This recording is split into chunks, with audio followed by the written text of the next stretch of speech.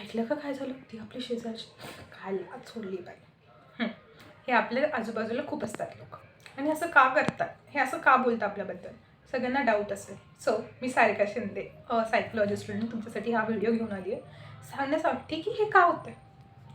तर काय होतं ना, आपल्यामध्ये इन्सिक्युरिटीज असतात प्रत्येकामध्ये, की मी कशी दिसते. काहींना दिसण्याबद्दल असतं की मी खूप चांगली दिसत नाही, तर मला त्यात इन्सिक्युरिटीज आहेत की मी चांगला कलर नाही आहे, चांगली हाईट नाही आहे. ओके.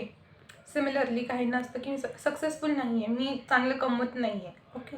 तर मग काय होतं, या इन्सिक्युरिटीज ट्रिगर होत्या आणि आपला इम्बॅलन्स होतो थॉट्सचा, आपली एन्झायटी ट्रिगर होते. आणि हा इम्बॅलन्स व्हावा नाही म्हणून आपण डिफेन्स मेकॅनिझम वापरतो, ढालसारखा, की मी मला प्रोटेक्ट करेन, मला स्टेबल राहायचं आहे.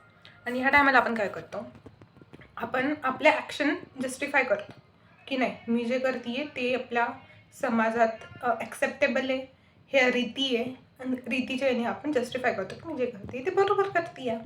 सो याने काय होईल, त्यांचं मेंटल बॅलन्स टिकून राहील. सो कधी कोणी तुम्हाला नेक्स्ट टाईम असं कोणी काही बोललं तर लक्षात ठेवा, ह्या त्यांच्या इन्सिक्युरिटीज बोलत आहे, आणि या बाबतीत यात तुमच्याशी लेणं देणं काही नाही आहे.